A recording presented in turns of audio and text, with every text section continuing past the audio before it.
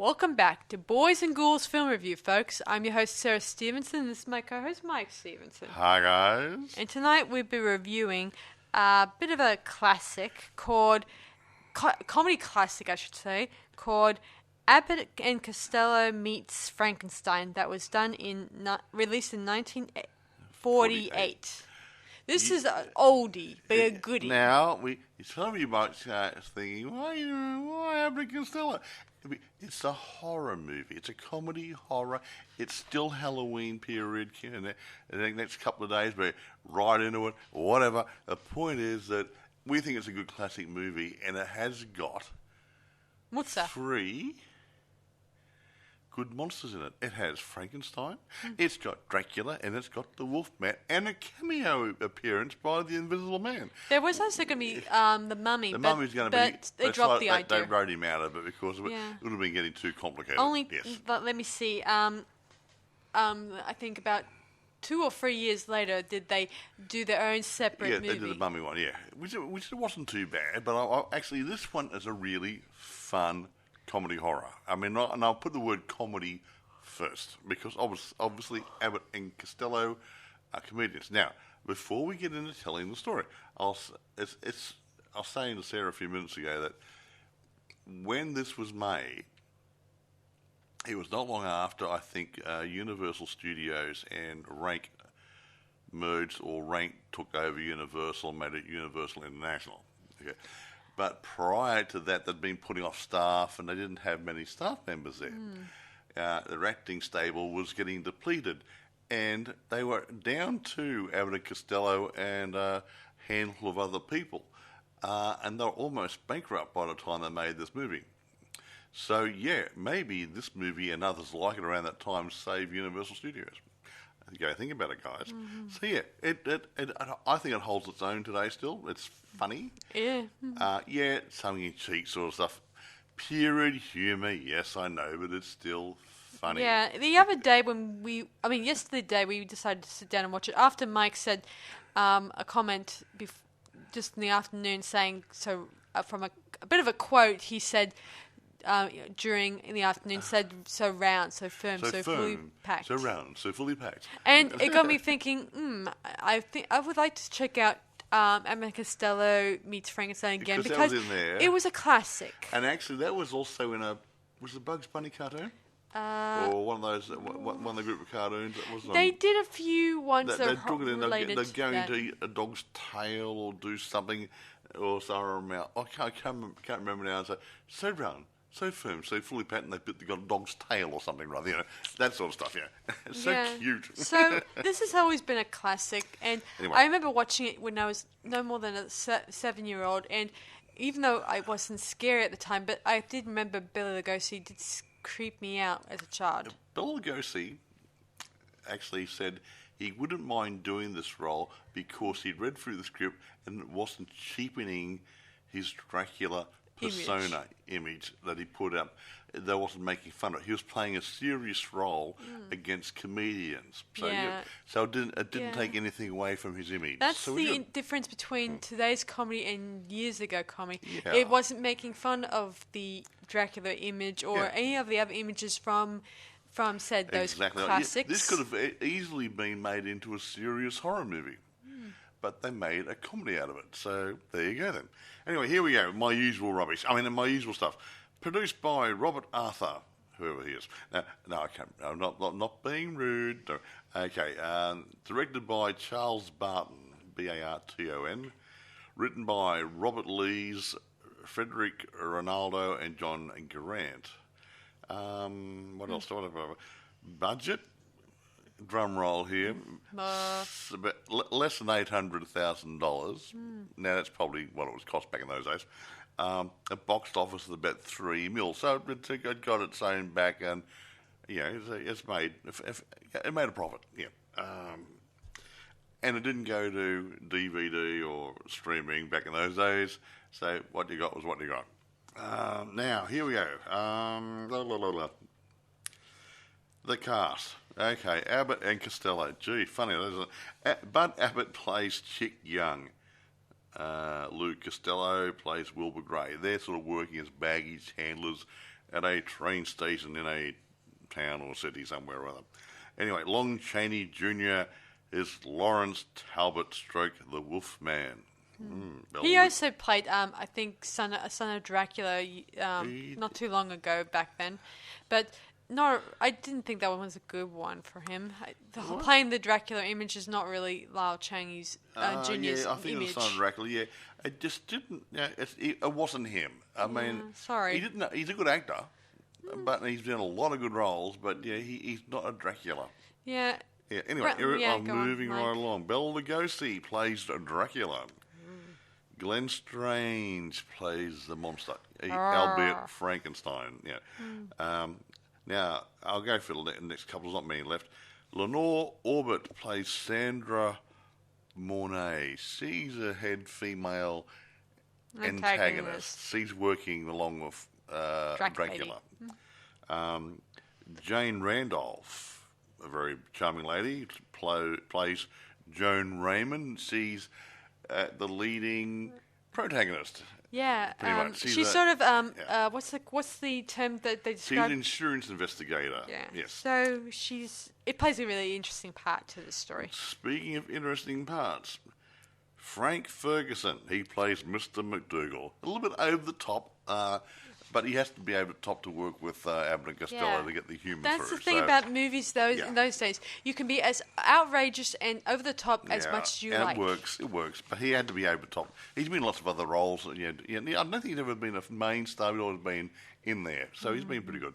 Now, Charles Bradstreet plays Dr. Stevens, a naive scientist-type guy working under Dracula and his... what occurred? Sandra Mornay. Well, he's unaware that Dracula is involved. Yeah, he doesn't. He thinks he's under the alias name Dr. Lagos. Lego. Well, it says Lagos. Where is it? Somewhere or other. Lejos or something or other. Yeah, Lagos. Anyway, now we do have a cameo, a voice only, of dear old Vincent Price right at the end of the movie. He was supposed to have a bit of a role as the Invisible Man in the movie, but they dumbed it down and just made the cameo at the end. Now, apart from all that, I think Sarah can get into telling the tale. Yes. I can't think of anything else. No, go for it. Yeah, so the story begins in ye olde England, where Mr. Talbot is phoning the insurance, railway station to inform them about two crates that were delivered to America, I think. Oh, yeah, here it is. Yeah, here it is. Florida. Yeah. And dear old Chick and Wilbur, they're working at baggage clerks, and Wilbur gets the call, and he's confused. He thinks it's McDougal calling instead of the whole thing. Oh, it's about the crates are for McDougal's House of Horrors. So, yeah. He's dating, I think, Sandra, the beautiful antagonist, and she's obsessed with looking after his brain. Well, she's feigning, she's pretending to love him and be attracted to him, but she wants his brain because later on, it comes out, she wants his brain to go into the Frankenstein monster. Yeah. Anyway, when they're delivering, they're forced by Mr. McDougal to deliver the crates to his museum. To the museum. There, it's dark, it's gloomy, it's scary. And the lights go out. Gee, funny, that. They begin to uncrate them. All the while, Wilbur is reading the little... The placard with the displays. About Dracula. And he gets freaked out by the creaky noise of the coffin of Dracula. Dracula's waking up. He's had his rest. It's night time. He wants to get out of bed. He yells for Chick several times in the scene. Chick! Whatever. Don't go over the top. And, of course, Chick tells him that, I know there's no such thing as Dracula. You know that there's no such thing as Dracula. But does Dracula know that? Knows that, yeah. It's hilarious. There's some good sort of weird lines in it, yeah. Anyway, during some mishaps, he knocks over a display, breaking it, and he's about to put the head inside the coffin. Which was now empty. Well, it wasn't empty anymore, but it's got somebody in again. So Yeah. At first, it was empty before because Dracula stepped out and took a walk. Yeah, the stretch, yeah.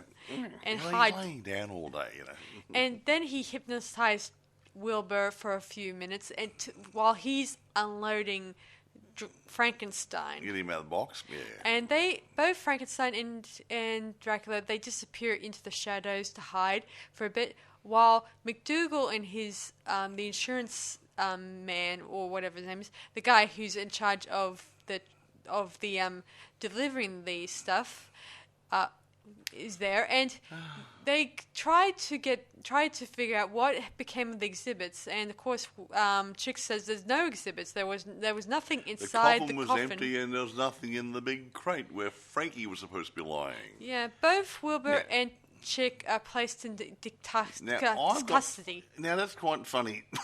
They bought the gear there. Yes, they did. And they unpacked them. Yes. And they've been accused of stealing them. Where did they put Dracula and Frankenstein? In their blasted pocket? Yeah, well... anyway, funny that, they do get a release by... what's her name? Her name is Joan. She's lovely. Lovely creature. And we find out this much later on. Meanwhile, Dracula visits Sandra, who is informed about Dracula's appearance, and she helps him obtain a brain... As I said before, Wilbur's brain, likely, and they plan on getting Wilbur by getting him away from taking her to a masquerade ball. But instead of going there, she can try to persuade him to stay. Have a night in, so to speak. Play hide the sausage or something rather. Well, this is the 40s, and they would not allow this sort of thing back in those days. So anyway, Wilbur and Chick, they are at the hotel, and they meet the Wolfman, what's his name? Mr. Talbot, who's arrived there that night to inform them about the situation. Even though Chick remains... He doesn't think both... He doesn't believe them. He doesn't believe Talbot or Wilbur of the fact what happened. He thinks that Wilbur is just stupid, and he thinks Talbot is a person that he never even met before. Well, there you go then. So anyway, Talbot begs the two men to lock him in his room because he knows it's nearly close to midnight, and that which means moon's coming out at midnight. I mean, when the full moon comes out. So he begs Wilbur to lock him into his room, but Wilbur goes in there because Talbot left his bag in their room. Yeah, when he came in, so he went to take the bag in there. Yeah. And then the sort of antics there where the Wolfman is going after him, missing him at every turn, and Wilbur is totally oblivious to it. There you go, move on. And he sneaks off with an orange or an apple, I'm not sure. Anyway. It's hard in black and white movies to know whether it's a red apple or an orange. Yeah, the next day, the guys are about to head off to get their costumes for a costume party, and... Of course, they then make their acquaintance of Joan, the insurance lady, who pretends to be infatuated with Wilbur. Another one. Yes, and Wilbur's like, "Oh, you irresistible boy," all that stuff. Then don't go into the comedy routine. And Chick is like, what do women see in you? All that stuff. I don't get it. I don't get it. Frankly, you never will. Anyway, so. Now Wilbur has two girls, and Chick wants to part one with them with him. He wants to get a bit of the action. But Wilbur doesn't feel like he wants to part with either one of them because anyway, it doesn't matter. We move along, and as they're about to leave, they realize that they still have Talbot's key on them, so they try to check on him, and they think he had a drunk binger. Not binger, binge. They thought he hit the piss that night, and he trashed the apartment like a rock star. Okay. Yeah, unfortunately, there's no television that was thrown out the window.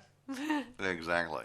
Anyway, Talbot explains that he turned to a werewolf that night, and every night since then he's been turning into a werewolf, and he thinks he wants to redeem himself by trying to stop Dracula and the Frankenstein monster from planning out their plans of reviving of Frankenstein. But Wilbur says he has a date when he has 2 dates, but Talbot says, but you and I have a date with destiny. And he says, let Chick go with destiny. Yeah, exactly. Later that night, they're at Sandra's castle, let's just say castle. Well, a big mansion, castle, or whatever it is, out on there. And it's on an island, very handy. Nice. You've got no neighbours to worry about. Yeah, and Wilbur makes a plan to pick Sandra up. And eventually, Chick and Joan come with him, of course. And then eventually they arrive there, and we meet the acquaintances of Dr. Stevens and Sandra, whom we learned later now in this scene that she's a doctor, meaning she has kept this secret from Wilbur. I don't think Wilbur knew that Wilbur didn't know, I don't think, no. No, I think he just thought she was an attractive girl and all that stuff. Well, she used to be a model. Yeah, that's true. She was, no. In reality, she was a model. Anyway, the girls go off to powder their nose and Sandra gets ready to get dressed up for a costume. While Wilbur and Chick, they are told by Talbot, who on the phone, to go search head to toe of the mansion for Dracula and Frankenstein. Unfortunately, they do go to the basement, which is more of a, what would you call it, Mike? That whole water area. Well, I went down the basement stairs, actually, and that had there was a water down the bottom, so it would indicate that there must have been a cave in the rock face outside, so you can actually bring boats in there to bring things into the house. Like a little wharf inside a cave, yeah. Anyway, Wilbur finds a secret room, and there he meets Frankenstein and Dracula, and they try to chase him a bit, and he tries to get away through the secret door, and he then tries to show his friend, the chick, the secret room, but Dracula and the monster are not there. Of course, we do get a funny bit here. It's a bit of an ongoing joke. And don't worry about it. Anyway, they go back upstairs, and Joan discovers, while she's powdering her nose, the secret diary of life and death by Dr. Frankenstein in Sandra's on her desk. And Sandra notices this, and she checks into Joan's purse and finds her identity card that says Joan, insurance investigator, blah, blah, blah. And she realizes that she is under investigation. Screwed. Well, could be. She's lucky. Yeah. Both girls, they head back downstairs, and Wilbur tells Sandra that he was in the basement. And there we make the acquaintance of Dr. Lagos, who is Dracula. Lagos. Lagos. And he tries... L-E-J-O-S is Lagos. Yeah. Of course, we know this is Dracula. Wilbur knows it's Dracula. And Dracula knows it's Dracula. And yeah, he is actually... he tries to act friendly towards the group, and Dr. Stephenson appears, and he wants to know information from him because he's been kept in the dark by Sandra about what's all this new equipment that's coming through to them, to the lab, and he's wondering the truth. But then come up to the lab and see what's on the slab. But Dracula suggests to him to go out with Joan and the others to go to the costume ball thing, to relax and have fun. Of course, Joan is all for it. She's really attracted to him. I could tell from here. Oh, I'm attracted to Joan. Anyway, he goes off and gets changed while Sandra has second thoughts about going to the costume ball and says that she'll rather stay in and from there. She says she's got a headache because she's a bit worried about being discovered by she's a little bit discovered, but she's worried about Joan might stick a beak in a little bit more, and she doesn't want to be anywhere near her. Yeah. So she tells this to Dracula while upstairs, and Dracula says he wants to get this done. Time is an element to him. Technically, he does not want to wait and doesn't want to listen. Does that sound familiar, folks? Every single guy I ever encountered are like that. I'm not saying squat.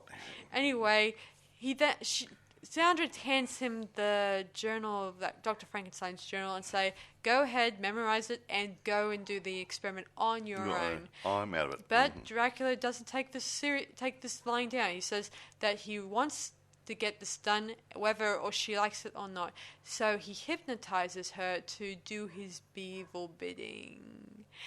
And then we cross to the costume ball that night, where Chick and Wilbur are getting changed. They meet up with Talbot to discuss the situation. Of course, Talbot knows that the Dr. Lagos is Dracula and all that stuff, but Chick continues to say, "No, it's not. You and Wilbur need serious therapy and all that stuff."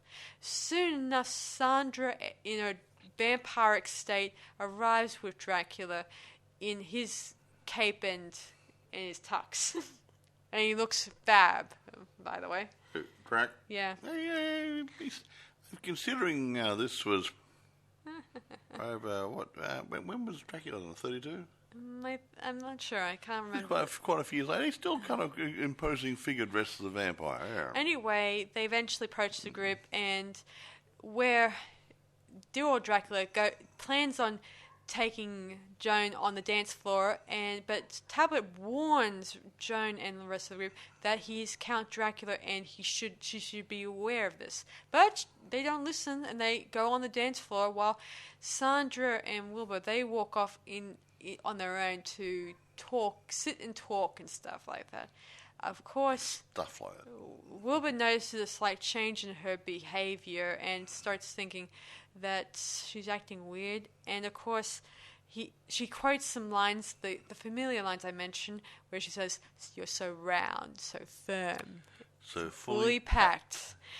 There was a cigarette advert. Yeah. I don't know. It'd be an American thing, probably. And it was just poking fun of them. Anyway, Wilbur pricks his finger on a rose, and he starts bleeding, and he says doesn't let Sandra have a look at it because he fears that she's going to drink it.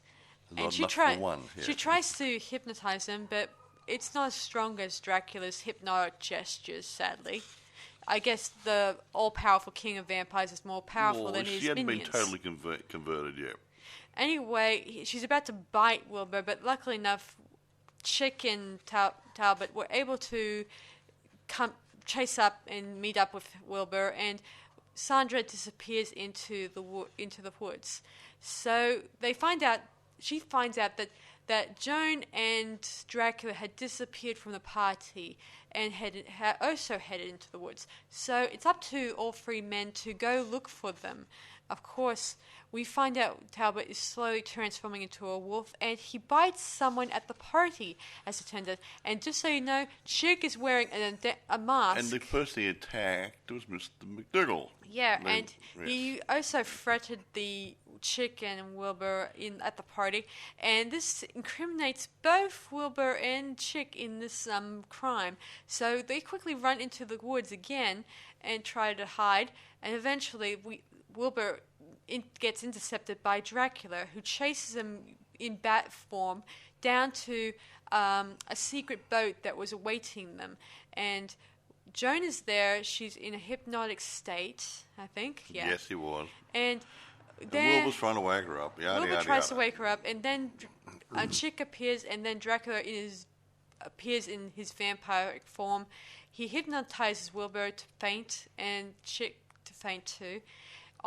And he and the rest of the group head towards the island. While meanwhile in the morning, Chick wakes up and he finds that he's being tracked down by Mr. McDougal and dogs and other men who to track him down. And Chick tells this to Talbot, who Talbot feels guilty about his what he just did, and he feels like he should come forward and confront the men about the truth that he was the one who attacked Mr. McDougal in the first place. And Chick is starting to realize the truth. Oops.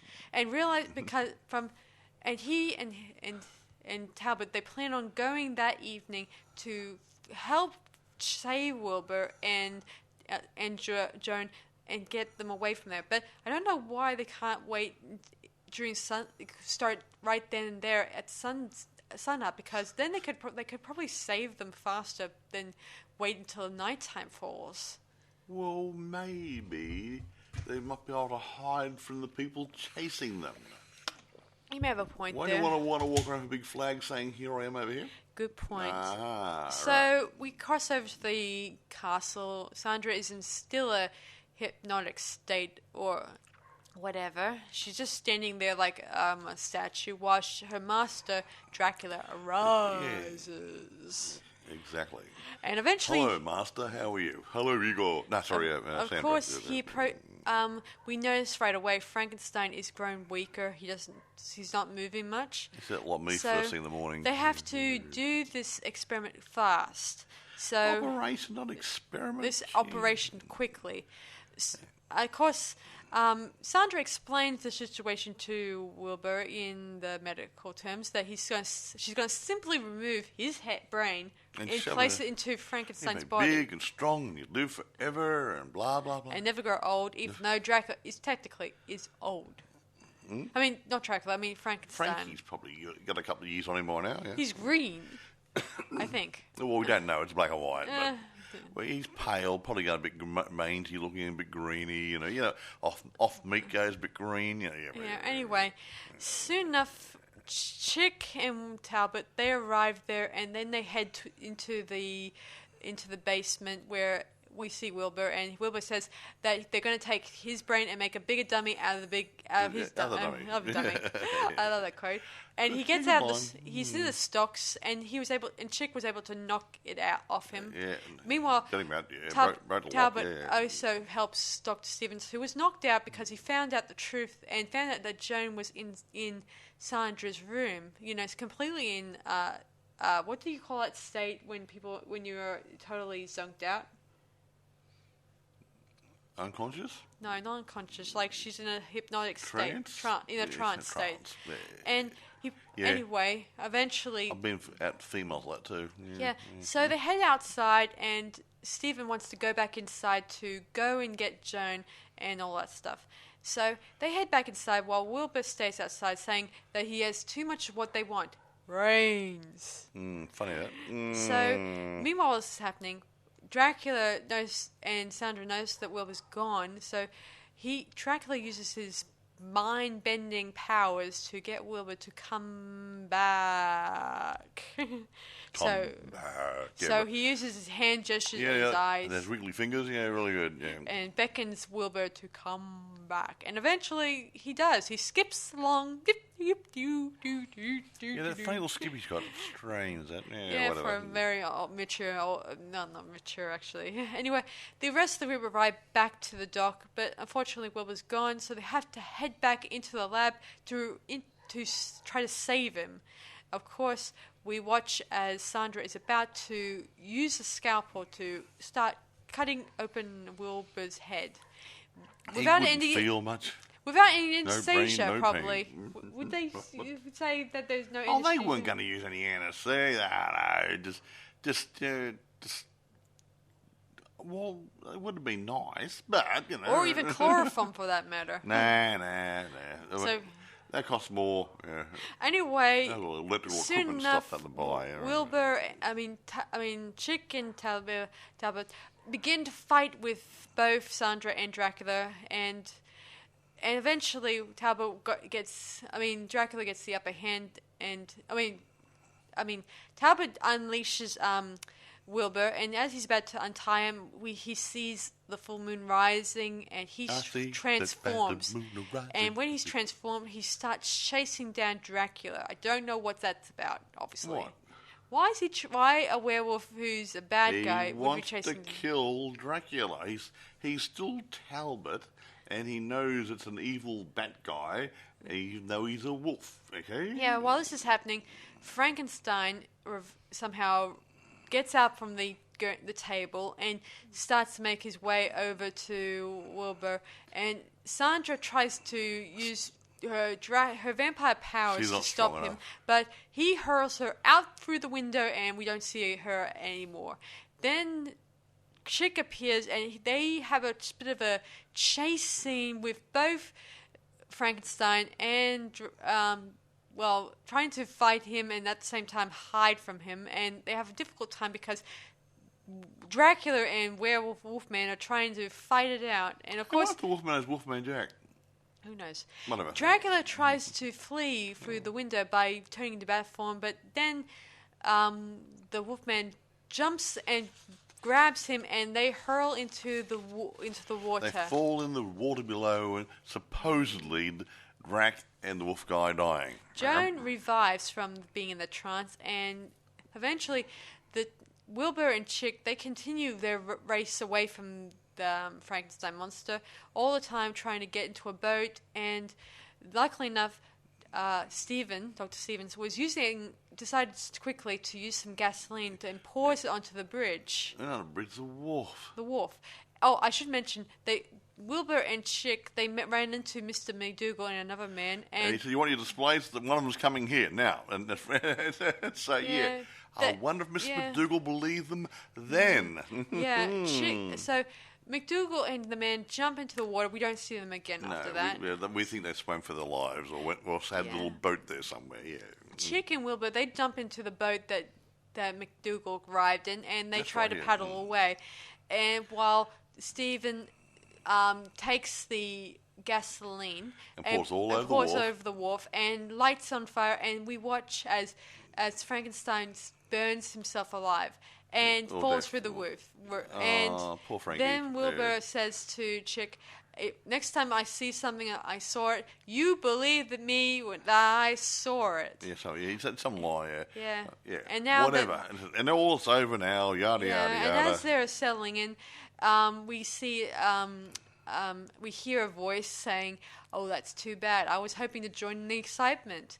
And they said something like, we're nothing to fear now, and that's when Vincent's voice came in saying, "Yes, but shame, I want to get in, be part of it and join in." So. Yeah, and Chick asked, "Who is that?" And then he says, "Allow me to introduce myself. I'm the Invisible Man." And he starts laughing, and they jumped out of the boat. And then we see a cigarette that's being lit. And we left it, and then we fade out. Yeah. I gotta admit, I do like that scene where the Invisible Man appears. That's hilarious. Now, I must admit, these old movies didn't have great special effects. Nope. Everything was manual, so they had to, had to really think outside the square to make things happen. When you see things like that happening, a floating cigarette, did they have something like black screen or green screen or something or other, or whatever? However they did it, it was so convincing. Actually, when the Sandra was being thrown through the window, she had cables attached to her. Oh. Yeah, very thin cables, but you don't see them because somehow or other they doctored the frames. That's cool. So you don't see it. Yeah. Yeah, and the Frankenstein monster, I think, while he was walking on the burning bridge... They changed it to a mannequin. Yeah. Yeah, and then because you noticed it wasn't moving like a human being anymore. It was just teeter-tottering backwards and forwards and then fell through the woodwork. Now, a bit of information here. I told him a bit about the...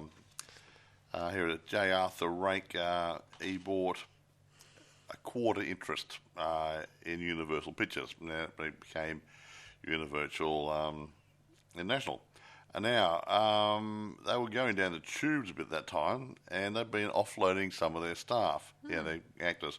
And the company only had Deanna Durbin, Maria Montez, Bud Abbott, Luke Costello, and a handful of other actors remaining on the payroll. Everyone else had been got rid of because they couldn't pay their wages. And Bud Abbott and Luke Costello didn't want to do the movie. Luke Costello read the script and said, "My 5-year-old daughter could write better."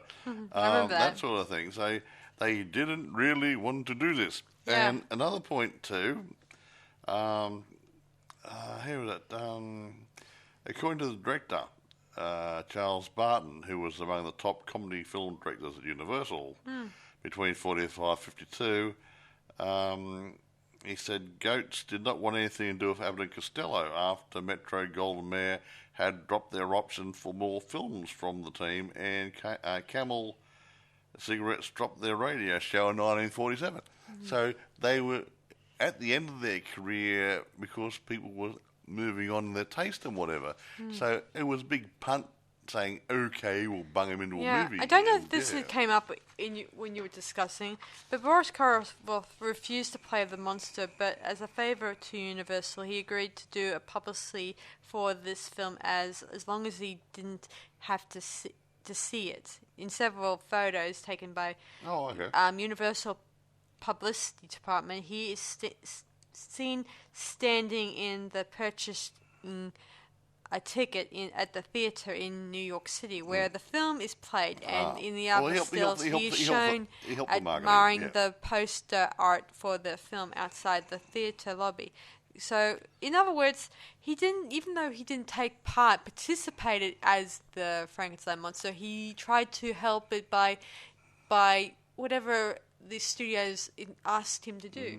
Now here's something. Also, guys, this was the final Universal film to feature Frankenstein, Monster, Dracula, and the Wolfman until they did the Van Helsing movie that was released in 2004. The one with Hugh Jackman in that movie. Oh, yeah. Okay, now here we go a bit further. Now, Luke Costello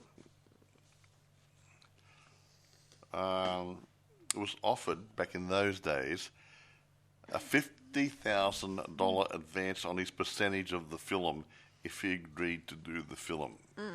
That was a lot of money back in those days. So, please do the film, here's $50,000, he really didn't want to do it. And a funny thing happened.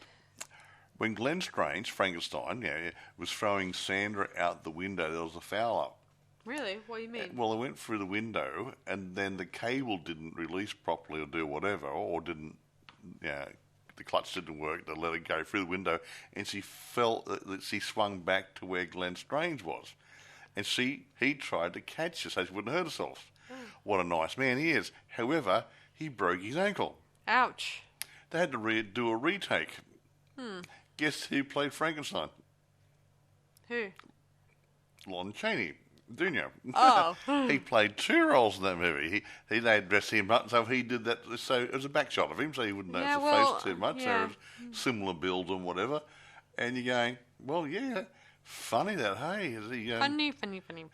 He had been Frankenstein before in, was it The Ghost of Frankenstein or something, or something, or House of Dracula, or something, whatever. I know for a fact he did Son of Dracula back in many years ago. No, he played Frankenstein, I think. Yeah, I know he did Frankenstein, but it's meaning that I know of the Son of Dracula he did, but I didn't know about the other Frankenstein. He's bounced around through there a bit. I'll do it. But interesting bit of information back there. But it's really interesting how we seem seamless, but no problem. Just went, and you wouldn't know. And the things they hide. If it's not in frame, it didn't happen. I can't think of anything else to say about this. I could go on and do a waffle. There was something I was talking about Sarah before, that there was an old thing going around about Boris Karloff and Bela Lugosi not liking each other, being enemies. It was professional jealousy, because I think what really happened is that Bela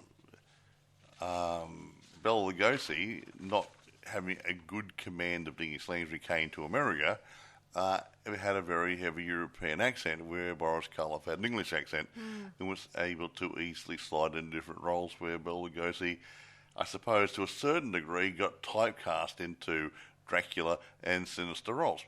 So he didn't get the better roles that Boris was getting. So I think there's a bit of professional jealousy, but I don't think they actually hated each other or disrespected each other.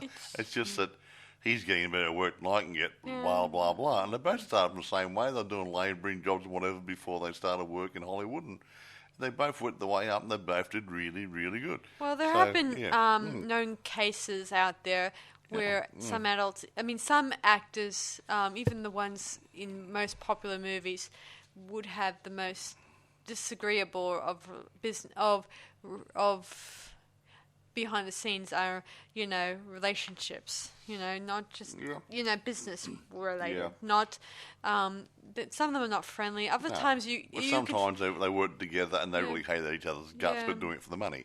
Yeah, other times you can find friendship in filmmaking, depending on how it goes. Well, I don't think they wouldn't marry each other, but they were friends.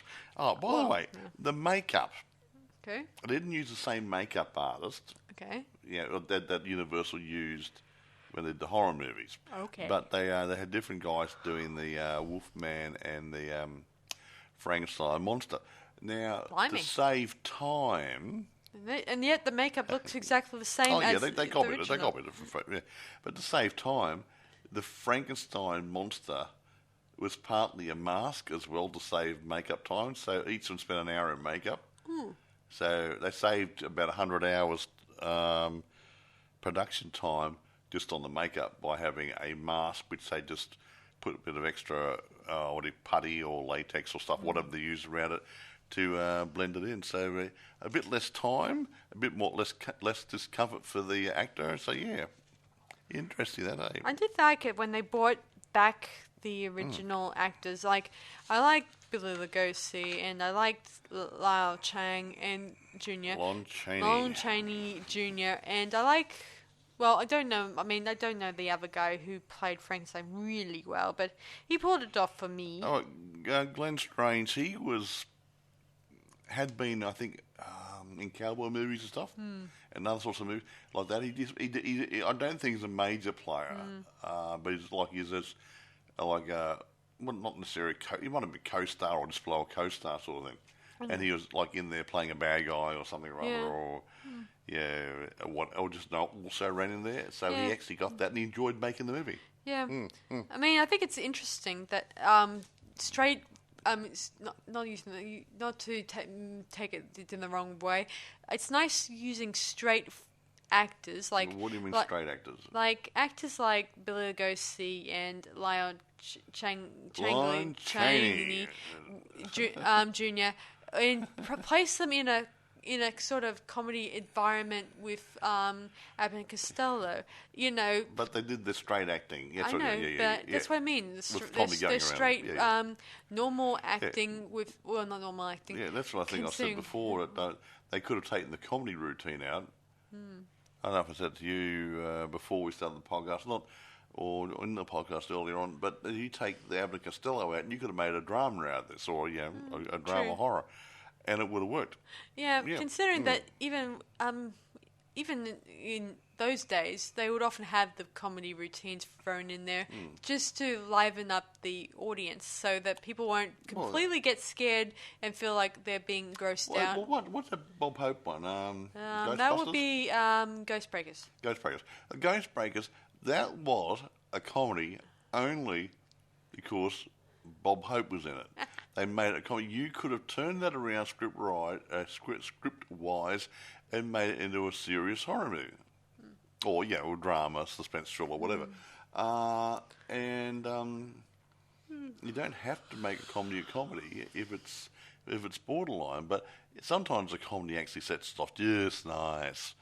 Now, I'm going to get on to reception. Okay. I like this, because sometimes these guys have not got a clue. The main... outside of New York, I'll say, the reception was good. Good. Okay. But the critics in New York didn't like it. Oh, no way. No. But the other people in the newspapers panned those guys, saying they're like the boogeyman of Broadway, because they haven't got a clue what they're talking about, and they took the piss out of them, pardon the expression, and because they had no idea. They talked it down. Everyone else loved it. It made money at the box office.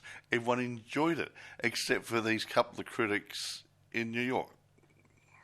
Who reads them? Well, you're going, hello? One positive New Yorker, actually, here it is. They referred to him as the boogeyman of Broadway, and they had one positive mention in New York. One positive mention from the New York Star, which declared, "It's heartwarming to see all our favourite monsters once more, each inexorably expressing his individuality, all at the same time." Brilliant. It's kind of like a class reunion. See? This is a nice one. They look a little older now and a little tired. Dracula seems to creak a bit with his arthritis as he emerges from his coffin these days. Gee, but his nice. diet has not, but his bite has not lost any of its depth or something. Yeah. So yeah, we respect the old actors, and they did keep these parts alive. And it was a fun movie. Yeah, critics need to take a dose of reality occasionally. I think they're up themselves, but yeah, Yeah, I'm but sorry. I'm allowed to say that. Yeah. it seems like they knew what they're talking about. I mean, Well, some do, some don't, and it's a personal taste thing. It really gets up my nose. I mean, I don't. if you are paid by a magazine or a newspaper or a TV station to review a movie, it should not get on the personal taste. It should be done without your own personal taste coming into it. If you can't objectively evaluate a movie, whether it's a horror movie, a sci-fi, a drama, a comedy, a musical, whatever it's going to be, you can't sit down and say, well, the acting was good and the storyline was good, and I don't particularly like sort of movie, but I can see the good value in it. If you can't do that, maybe you shouldn't be a critic. Okay? Honestly. Now, mind you... I should mention, guys, thanks to Abbott Costello's Meets the Frankenstein, it was the first of several, Abbott and Costello movies titled beginning with Abbott and Costello Meets. The rest were, let me see, the following. Abbott and Costello Meet the Killer, which is Boris Karloff one. Yeah. That was done in 1949, just after a year this or so one. later, yeah. But Abbott and Costello Meet the Invisible Man, which was one done in 1951. I mentioned this earlier to you guys. And Abbott and Costello Meet Captain Kidd, which is released in 1952. And Abbott and Costello Meet Dr. Jekyll and Mr. Hyde, that was done in 1953. And Abbott and Costello Meet the Keystone Cops. And that was done in 1955, and then finally, Abbott and Costello Meets the Mummy, that was released in 1955 too. So they churned out quite a few movies Yeah, after this. I wouldn't call them sequels, more like just other movies, standard alone movies. So they did good. I mean, they brought money back into Universal Studios. Because most of the time they changed the names. I remember when we watched the Mummy one, they used their first, like the surnames as their characters. Like they called Abbott, and Costello, obviously. Just to, I guess, so they continue to use their real names. Yeah. I mean, I think I remember when we watched The Invisible Man, they used their first names, Lou and Buddy, Bud in that movie, obviously. Anyway, for you people who like the old movies, who want to have a look at this, yes, you can buy it. At eBay and Amazon, I have checked already. You can rent it through Amazon. Yeah, all good. Be careful when you're looking for it. Being an older movie, there are VHS tapes out there. There are probably laser discs out there. Whatever. Just be careful. If you don't want a laser disc, don't buy it. It's an old movie. So when you get these old ones, they're going to be VHS tapes, second-hand ones, maybe even the odd new one still floating around in someone's old stock. But now be very careful. But there are, and the Blu-ray copies as well if you want them. I like old movies and I like new movies, but there's some charm about the old movies that I think's been lost in some of the new ones. The old ones seem to be more simplistic, innocent. I wouldn't say bare bones, but they're not overly done. They're not. We don't have a shitload of special effects and chase scenes. You have a good storyline and good filming and good actors telling a story. That's what it's supposed to be, and they do it quite well. And that's all they had. They had their skills to bring, not the computers. and they did it as a team. They used to make really good movies back in those days. So there, that's my bit. I love old movies and new movies, but yeah, I got a love of the old ones, the old black and whites, film noir. Some of those, like the Maltese Falcon, that shows in the film noir, and that's a brilliant movie. I gotta admit, I do like the noir look to these I think old Casablanca's movies. pretty close to film noir, isn't it? Yeah, it would be a little bit of mystery So there. a bit of darkness, a dark criminal type element. Yeah, it's just got a nice feel to them. Yeah, I mean, I can't see. Mike here was just telling me yesterday when he was browsing the internet, trying to find if there was a Abbott Costello Meets Frankenstein in colorized. But unfortunately, there wasn't any. Yeah, I like it when they colorise because I can compare and see. Cause sometimes they colorise and they come out really, really good, or really, really pathetic, or lose something. So yeah, but, I'm kind of glad they didn't because I like that black and white old classic look. Because if you put color into Dracula, I mean, I know we've had plenty of Dracula movies with color in it, no duh. But if you put color into a Dracula movie like this one, it loses something. If the filming techniques used for these movies relied on shadows and stuff, and lighting like that, black and white sort of lighting, colorising it could actually take something away from it. That's what I mean. And that's what you got a problem with. I mean, look, they did a colorisation of Metropolis, the old silent movie, and I haven't got a copy of it. I've been looking for it, and it came out pretty good as far as I'm aware. And so yeah, you gotta if it works, it works. If it don't. Don't fight it, or if it does work well, then I say do not. It's like film restorations. Yeah, if you got an old film and you can fix it up and make it new again, it's saving it. Hey, it gives a new lease on life. You know, I remember when they did the same with Richard Green's Robin Hood. When I saw it in color years later, where they did, they merged some of the episodes into a movie length. I thought it was a TV movie that was just released on television recently. But no, it turned out it was an old 1940s or 1950s. With Richard Green, yeah. Actually, he was in a version of the House of the Hound of the Baskervilles. Yeah, he played alongside with what's his name, Basil Rathbones. Before my favourite one's was Christopher Lee in it, but he's the one before that. And he did a bloody good role.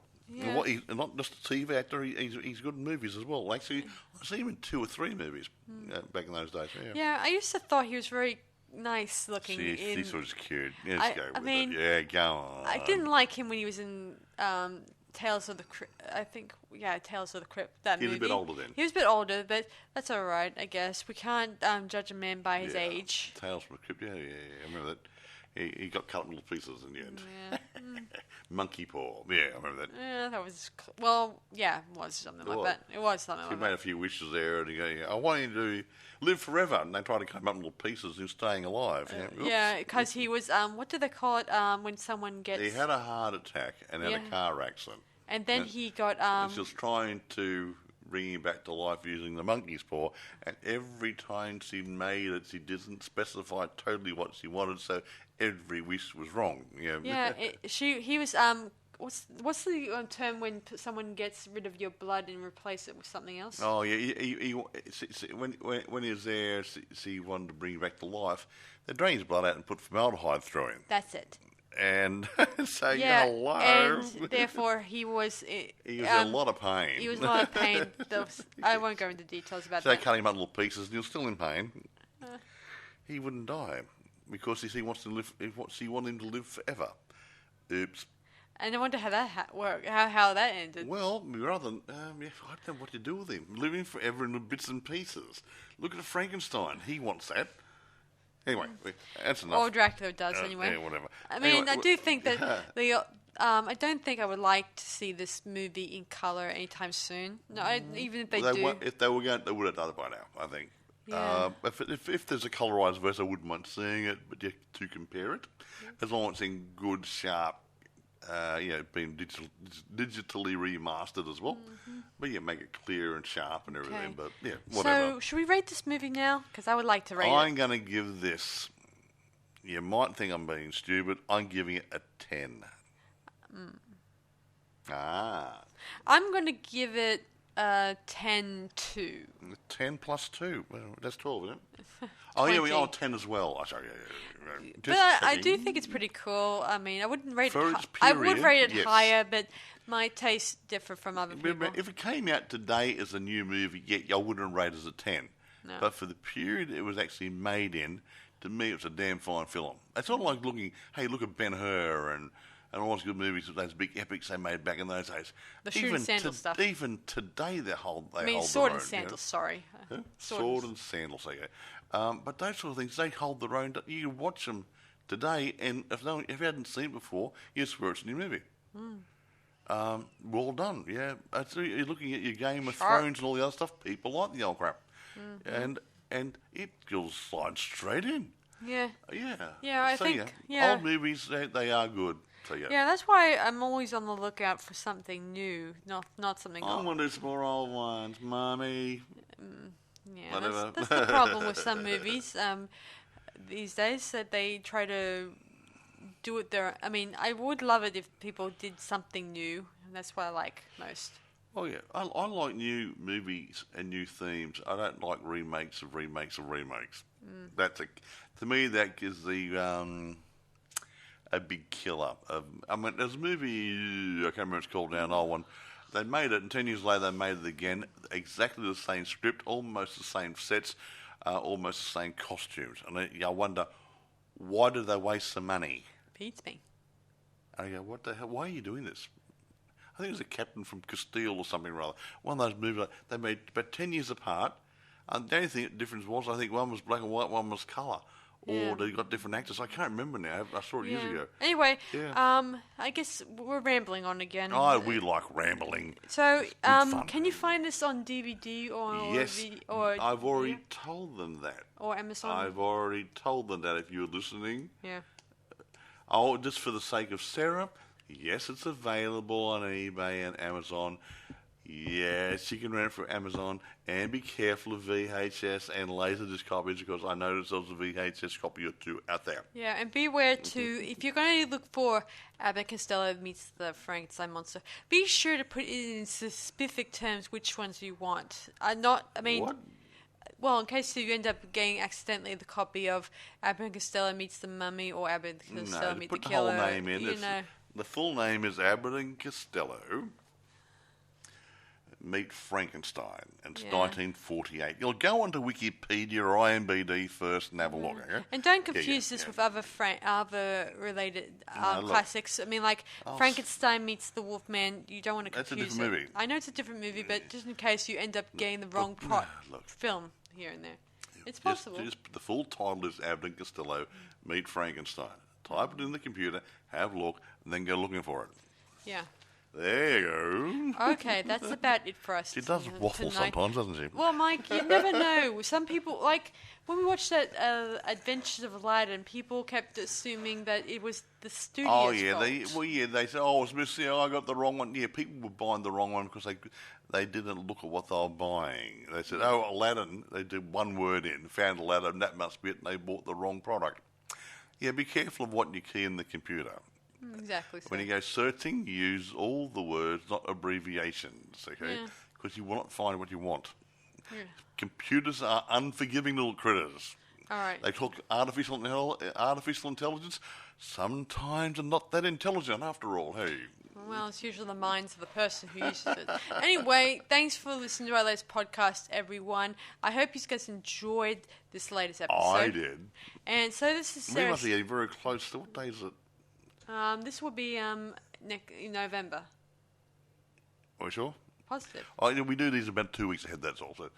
Okay, for those of you who, if this is after Halloween, I hope you had a good time. Yeah, and hopefully we have already gone to Friday night and had a good time at too. Yeah. Anyway, check on Sarah's site, Black Cat. What was it? Black Cat Film Productions. Yeah. But always look up Boys and Ghouls Film Reviews. Always best. Yeah, but they got links through Black Cat though, isn't it? Yeah. Anyway, thanks for listening to our last podcast, everyone, and be sure to check out next one when you can. This is Sarah Stephenson And Marvel saying, see you guys on the next episode on Boys and Ghouls Film Review. Bye for now. Bye.